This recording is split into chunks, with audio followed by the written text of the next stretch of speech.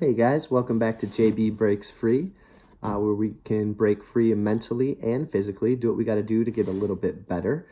So today is a Sunday, and I'm home with the fam, with the kids, and I'm listing records and books and cassettes and anything that I can really get a hold of to sell throughout the week. It's kind of nice to just be home with them and to list some of this stuff. And what I wanted to do is start doing some haul videos to show you guys what I'm finding out there and kind of what I'm hoping to get from it. If you look at some of the income reports, side hustle income reports that I've done on the channel, you can see some months I've had $1,000 profit with vinyl or flipping in general. It's one of my major income streams outside of my job. In fact, I was talking to some friends yesterday, and this guy was busting my chops. I don't know. I must have put something on Facebook Marketplace, I swear to God, like a year or two ago. I don't know if it was like new socks or something dumb. I might have gotten carried away. And this guy's been busting my chops ever since. I don't even know if I had it for $1 or $2. And he's like, oh, you're going to sell this for $1, blah, blah, blah. I'm like, dude, anything's for sale. And I'm like, you're focusing on that while I'm focusing on selling, $1,000, $500, even $100 a month worth of stuff over and over and over again. So I'm just like, okay, dude. So, but anyways, I wanted to show you a little bit of what I got before I list it and before I sell it. Actually, I just sold a lot of 45 RPM records. I probably should have brought them over. They were like low grade, mostly soul records. There were some like some smaller labels, which I know are desirable. That's what you want to look at when you're looking for 45 RPM labels. Look at the labels that you don't know, not Columbia, not Decca, for the most part. Look at small. You know what? Let me grab this for you. Come on over. This is where I keep all my boxes. I'm in my attic right now. This is some of the stuff I got listed. See if you can see it. Some cassettes. Some of my other vinyls right here. Nothing too crazy in there, but let's see. Here's the box. And sorry for the movement with the camera. So I just listed these.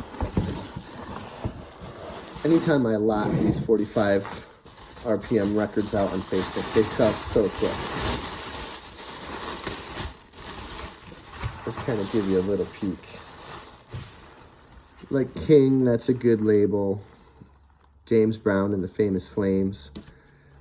It's kind of like a beat Elvis.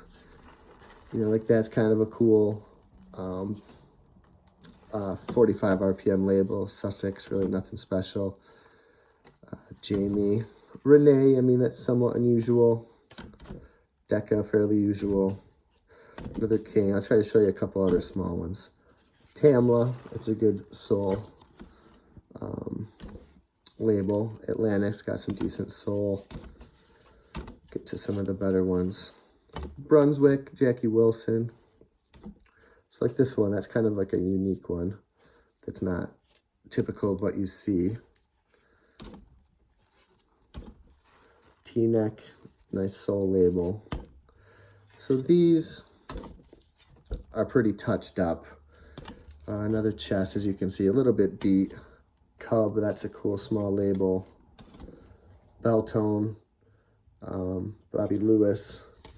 So anyways, I just sold those for 15 bucks. I wanted to put it as part of the haul video. Stuff sells on Facebook like crazy. It was up there for like 2-3 minutes. So the next lot of stuff I got is some nice classic rock records.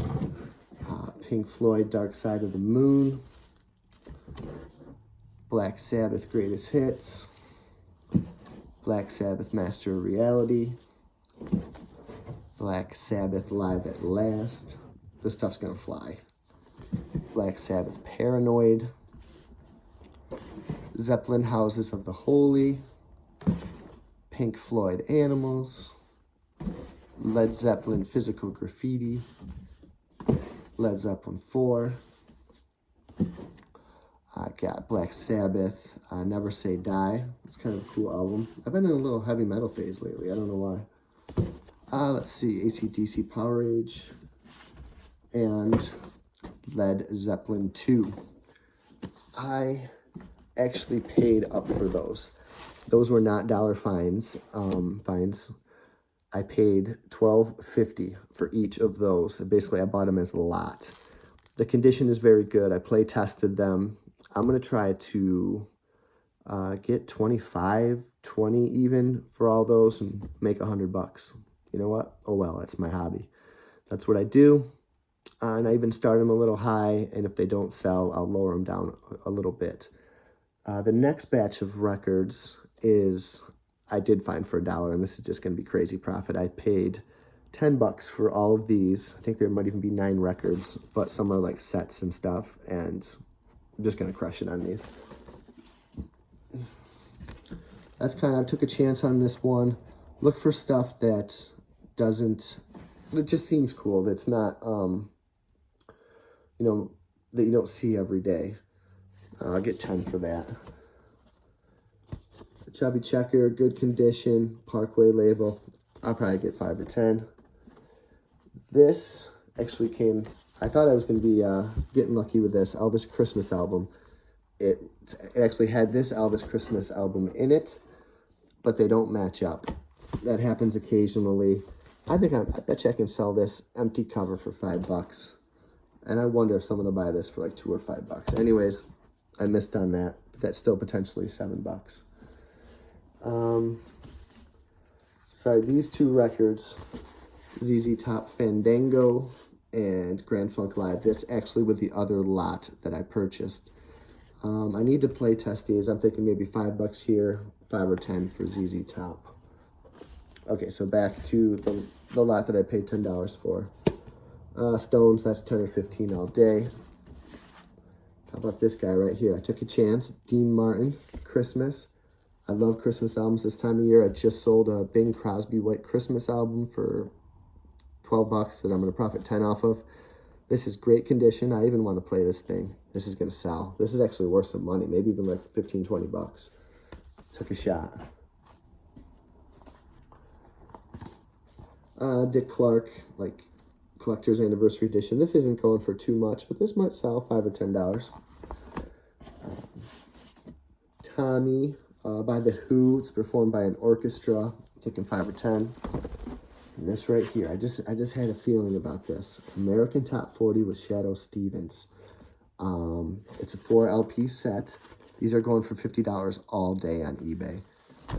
For some reason, I do have Queen News of the World that came with this. I already listed it. It was in that stack over there on the shelf.